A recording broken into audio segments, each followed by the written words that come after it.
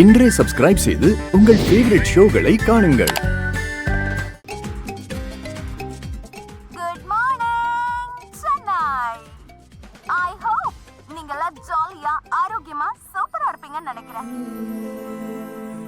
நான் தான் உங்க எல்லாரோட ஹோஸ்ட் அண்ட் தோஸ்த் ராதிகா. அண்ட் ஐ ஹோப் உங்க எல்லார் கூடவும் பேசும்போது எனக்கு எவ்வளவு சந்தோஷம் கிடைக்குதோ அதே சந்தோஷம் என் பேச்ச கேட்கும்போது உங்களுக்கு இருக்கும்னு நினைக்கிறேன்.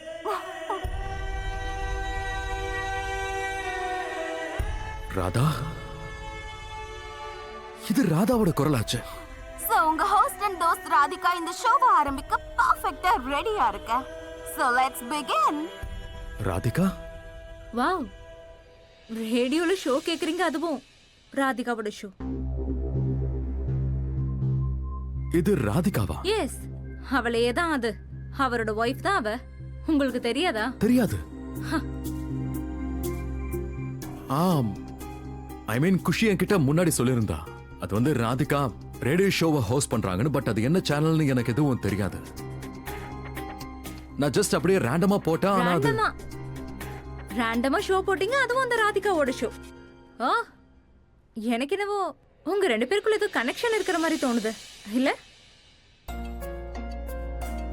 நீங்க தாமினிய கவத நான் காதலிக்கிறீங்க. ஒண்ணு தாமினிய காதலிக்கல, நான் உன்னதான்.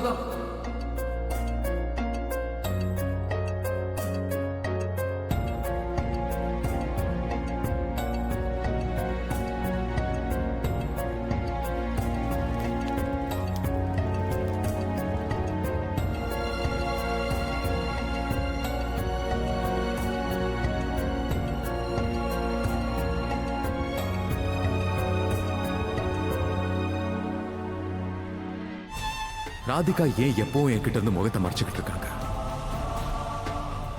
ஏன் பார்ட்டியில என் கூட டான்ஸ் பண்ணதுக்கு அப்புறம் அங்க இருந்து ஓடி போயிட்டாங்க?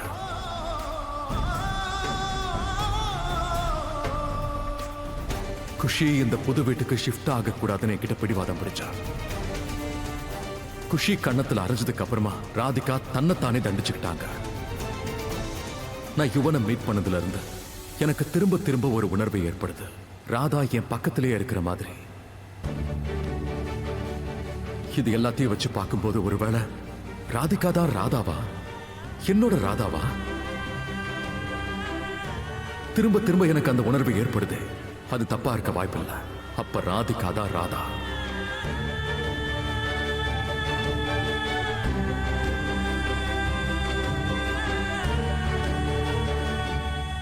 இன்னைக்கு எப்பவும் போல நாம பாட்டு கேட்போம். ஆனா இன்னைக்கு நாம கொஞ்சம் பேசவும் போறோம். சோ உங்க போனை எடுங்க அண்ட் டயல் பண்ணுங்க.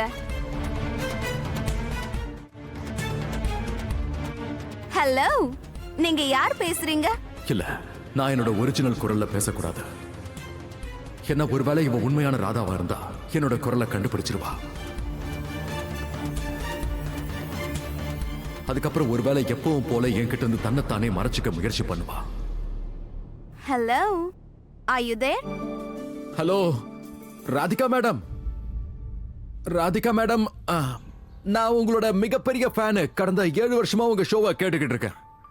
நீங்க என்னோட ஃபேனா இருக்கிறது ஓகே தான். ஆனா நீங்க என்னோட பொய்யான ஃபேன்.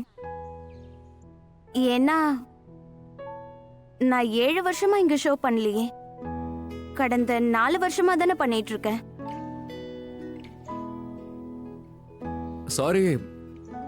சாரி, நான் போய் சொல்லிட்டேங்க. ஆனா ஒண்ணு உண்மைங்க, எனக்கு உங்களோட குரல் ரொம்ப பிடிக்கும். உங்ககிட்ட ஒரு கேள்வி கேட்கலாமா? ஓ ஐ see. நீங்க என்னோட ஷோல என்னையே இன்டர்வியூ பண்ண பாக்குறீங்களா? இல்ல, நான் இன்டர்வியூலாம் பண்ணலங்க. ஒரு மேட்டர் இருக்கு, அதுல உங்களோட அபிப்பிராயம் வேணுங்க. சொல்லுங்க.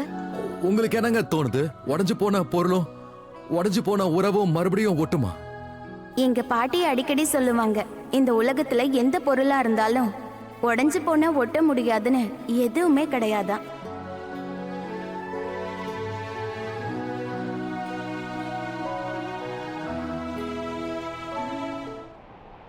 முடியாது. உடைஞ்சு போன விஷயங்களை நீங்க எவ்வளவுதான் ஒண்ணு சேர்க்க முயற்சி பண்ணாலும் அந்த அளவுக்கு உடைஞ்சு போன துண்டுகள் உங்களுக்கு வலியை கொடுக்கும். உங்க கையில அது குத்த ஆரம்பிக்கும்.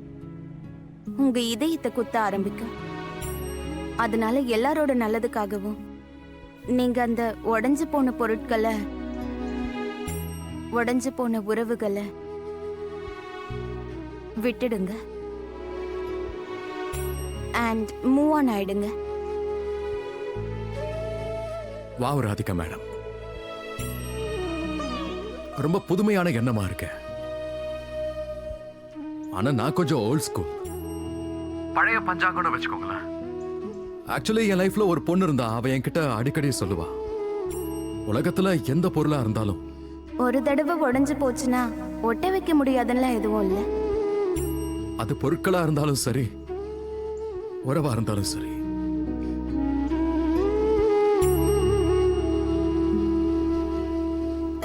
I'm sorry. அந்த பொண்ணு பைத்தியமா இருப்பா. And I'm very sure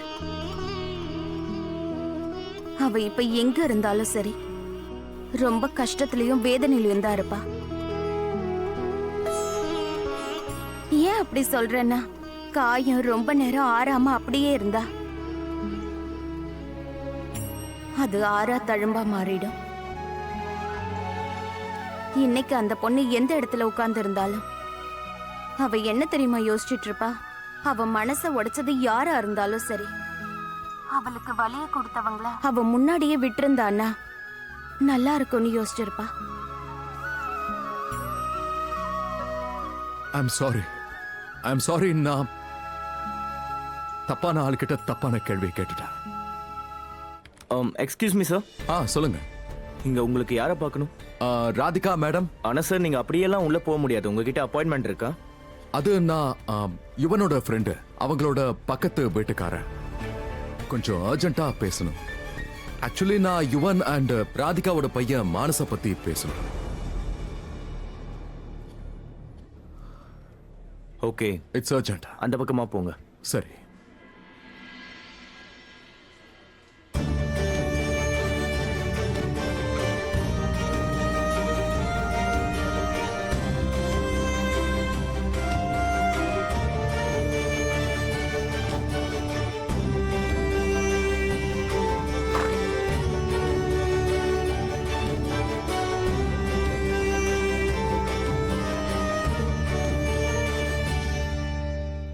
Radha,